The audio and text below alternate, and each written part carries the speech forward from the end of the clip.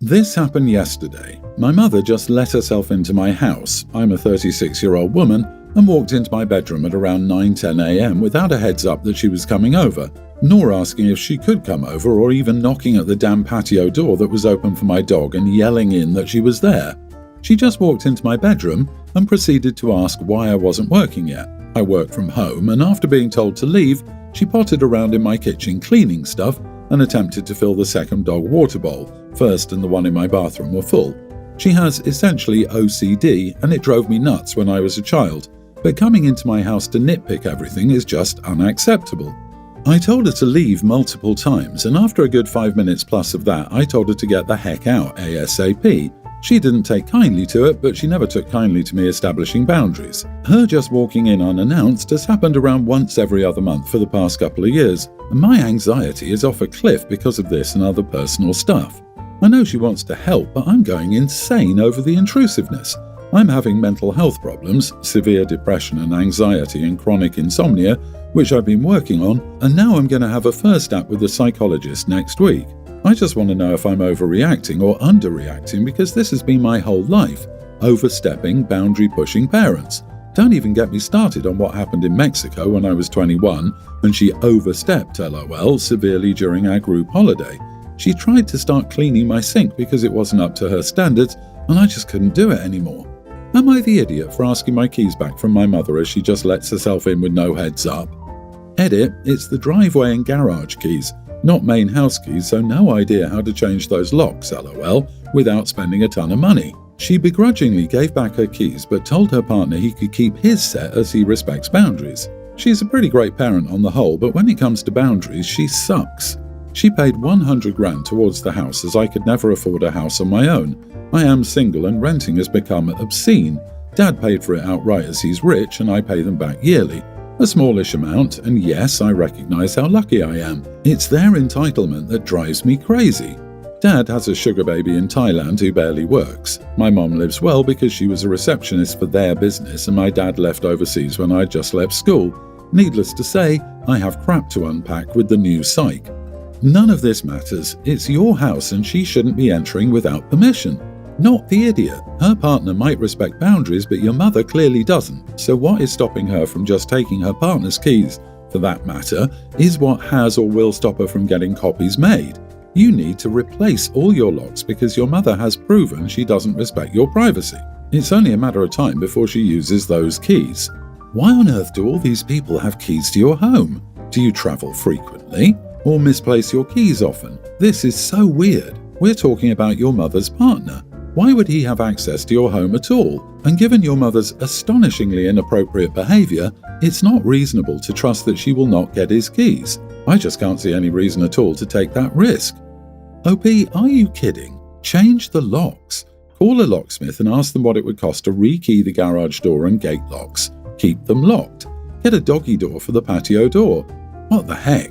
You're legally and morally entitled to privacy in your own home. Anyone entering without your express permission is a trespasser. Is she going to crawl through a doggy door? This is a clear case of someone trying to make a crazy person out as normal. She is not. Make her stop or get a restraining order. This is not normal. You're 36, a grown adult. You do not have to ask permission from anybody to live your own life. Stop letting her walk all over you. Agreed. People will do whatever you let them get away with. Here's the thing. Even if she stops coming to your home without an invitation, you should never give her a key again. You know that, and I think this should be something you work on with your therapist. You are the idiot yourself for not having any boundaries.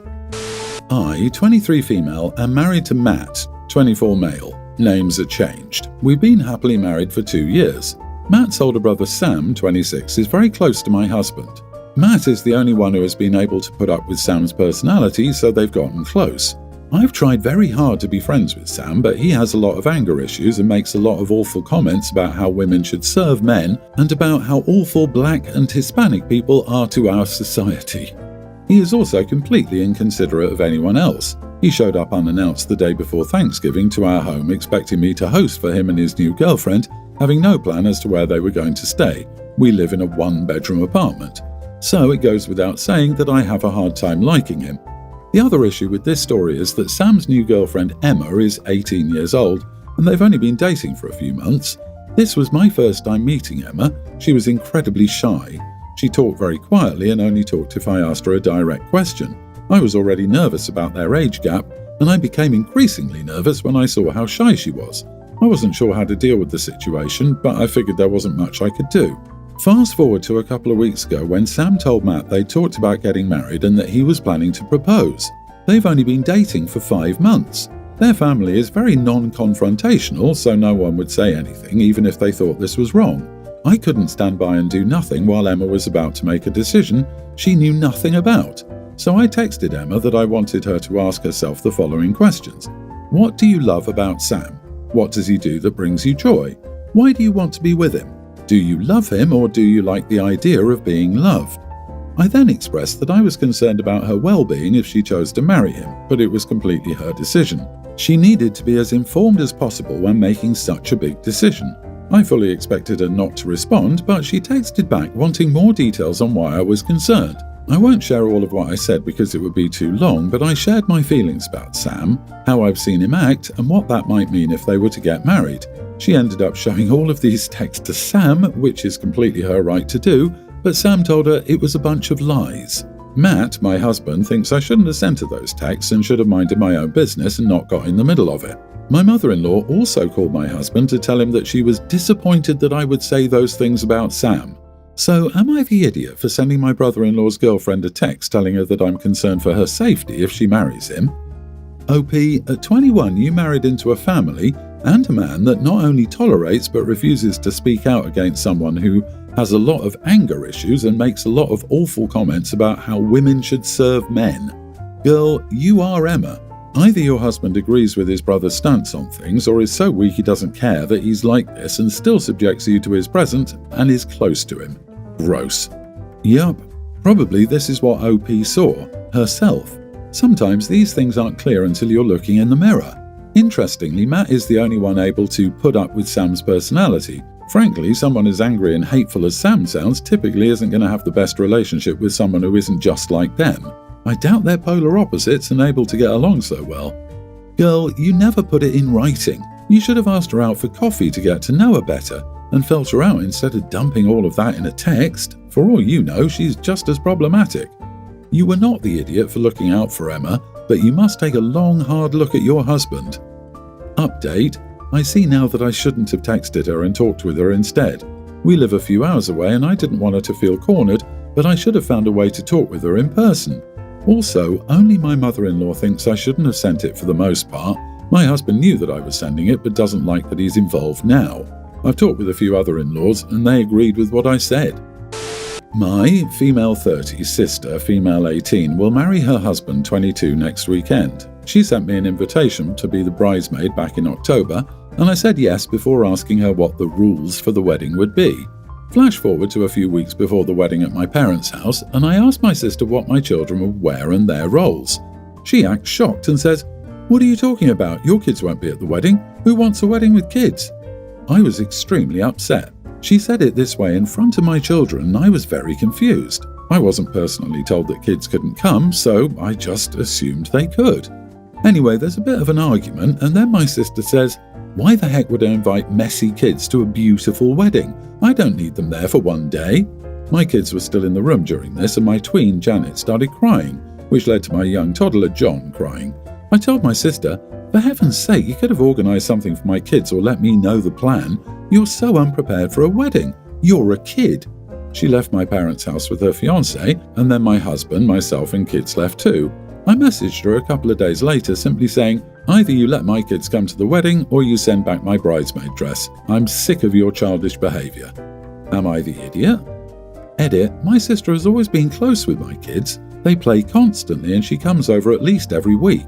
Her acting that way, speaking to my kids like that, made my kids not want to see her anymore. Janet stayed in her room when my sister came over. They usually talk non-stop. If my sister hadn't acted this way towards my kids, I absolutely would have paid for the childcare for her wedding, but her acting like that with my kids made me decide against it. You all sound like a bunch of messy drama queens. If my sister wants a child-free wedding, guess what? She gets to have a child-free wedding. It's not your decision to make, and child-free weddings are incredibly common. Why wouldn't you ask ahead of time? It's also not her job to organise your childcare on her wedding day. That's an insane thing to ask. But the girl needs to learn how to communicate. She could try not insulting your kids in front of them while saying they weren't invited. But then your ultimatum at the end? Good Lord, you're all idiots. Disagree. A bride should be upfront about her plans for a child-free wedding with sufficient notice. She asks her sister to be a part of the wedding but says nothing. Of course, her sister assumed her children would be there and was understandably upset. It's not a given that weddings are child-free. People shouldn't have to ask either. The bride is at fault here and showing why she's probably not mature at 18 to be getting married. Sure, the sister could have responded differently, but I totally understand due to how she found out. Where are your parents in all this? Why is she getting married at 18? She's obviously not a very mature 18-year-old. Why is she getting married to a 22-year-old? Who let that happen? I'm assuming they dated a bit before getting married, and that's sketchy as heck. None of your family sound like the pinnacle of maturity here.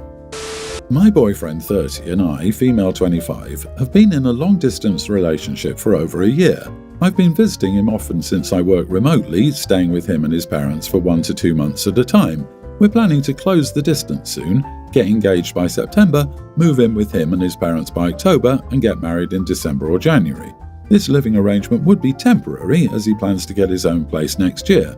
I felt good about this plan until he recently told me I'd need to pay him $500 a month to help cover rent to his parents. I earn $1,600 a month while he makes around $3,000 to $3,500. He currently pays them $700 a month. This request blindsided me because it never came up in our many conversations about finances and our future. I'd happily pay $500 and more if we were renting our own place, but paying that much to live with him and his parents doesn't sit right with me. He thinks I'm being greedy for feeling uneasy about his request as he pays for most things in our relationship. I pay for my own expenses, basically plane tickets and personal products, and he pays for dates, activities, etc. Living with his parents already feels like a big adjustment. While they're lovely and the house is beautiful, I don't feel at home there. During my visits, I work all day in his room, only leaving to eat or use the bathroom, which is next to his parents' bedroom. I don't have space for my things, so I live out of a suitcase, and I'm careful to clean up after myself every time. He's also said he expects me to cook dinner once or twice a week when I move permanently. Back home, I pay my dad $200 monthly for rent, have a bathroom, and feel completely comfortable around my family. Moving abroad is already a huge change. Leaving that comfort behind is hard enough. Paying $500 on top of that feels overwhelming, especially when it's not even my own space. I'm open to contributing less, but $500 feels like too much for what I'm currently making. Am I the idiot if I refuse to pay him that amount? Edit, the amount was not set by his parents. It was his decision that he would give them $1,000 a month for the two of us. It seems unfair that he asks me for $500 so he can also pay $500 when we don't make the same. He makes twice my salary. OP, you wouldn't be paying $500 for a one-bedroom apartment. You'd be paying $500 to rent half of a room. If you're moving in, he should make space for your things. I'd say that even if you weren't paying anything. The split is also unfair. This all seems fishy to me. I'd hold off on making such a big change. He also found a way to lower his rent by $200 a month. He's making her pay to lower his rent by $200 a month when she makes half as much. That's if he gives his parents $1,000 once she moves in. More likely he'll take her money and keep their rent the same. Now he'll only have to pay $200 per month while she pays $500. It's suspicious that he hasn't told his parents yet and just decided this on his own without talking to you or them about it. Makes me wonder if he wants you to pay rent through him and not directly to his parents. I wouldn't trust this situation at all. Fair enough, but I would never consider moving in with a man who hasn't lived on his own. I believe his expectations for her to cook are tied together with the fact that he's used to getting his meals prepared for him. He probably doesn't do his own laundry or cleaning either. Men who live with their parents, mothers, are used to having things done for them. The space thing is obviously an issue as well, as is the fact that he's planning to buy a house that will be in his name only. I would not do any of this. Girl, this guy isn't it. I, 27 female, married my best friend, 28 male, about a month ago. One of my good friends is a wedding planner and I used her company to coordinate. She was a guest at the wedding but had 3 other people from her company work with my husband and me. They were amazing. The whole wedding went perfectly. Not a single complaint about the job the company did. One of the assistants was this guy who looked to be about my age. I didn't give it much thought. This past weekend, I hung out with my friend Clara, 25 female. This is the first time we've seen each other since my wedding. Clara told me a funny story about my wedding. She said a few days after my wedding that she received an Instagram follow and message from someone she didn't know. The gist of the message was that it was from the assistant coordinator at my wedding. He pretty much said that he was working and couldn't say anything, but he noticed her at the wedding and thought she was beautiful and he wanted to ask her on a date. She asked how he found her and he proudly said he noticed her. He looked up the seating chart of the table where she was seated for dinner and looked up every girl at the table until he found her. She said she wasn't comfortable with that and blocked him. She told me it was funny in hindsight, but at the time she was a little uncomfortable. Clara emphasized to me that she didn't think it was a big deal.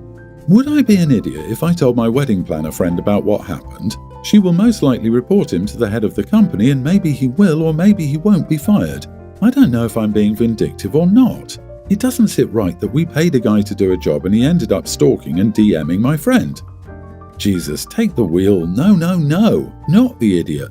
In fact, you will 100% be the idiot if you don't tell her, because this creep is probably laying her and her company open to all kinds of damage both legally and in terms of their reputation. It absolutely doesn't matter whether Clara thinks it's a big deal or not. The next woman might not be, so, no, it's totally okay that men creep on me, don't mind that at all, lol. And there will be a next woman and one after that and so forth. Agreed, and a lot of people would have an issue with a stranger using his company to find your private, personal information. Dude could have walked up and asked at the end of the wedding to be less creepy, but decided to illegally get a woman's information instead. My dude, this is the same as if you had a landscaper follow your friend's car from your house after hanging out while he trimmed the verge. He, at the very least, needs to be told this isn't acceptable to do. Who knows if the company has already had other problems with him? If this is the first, they may just give him a reprimand, but if not the first, it's good info for them to have.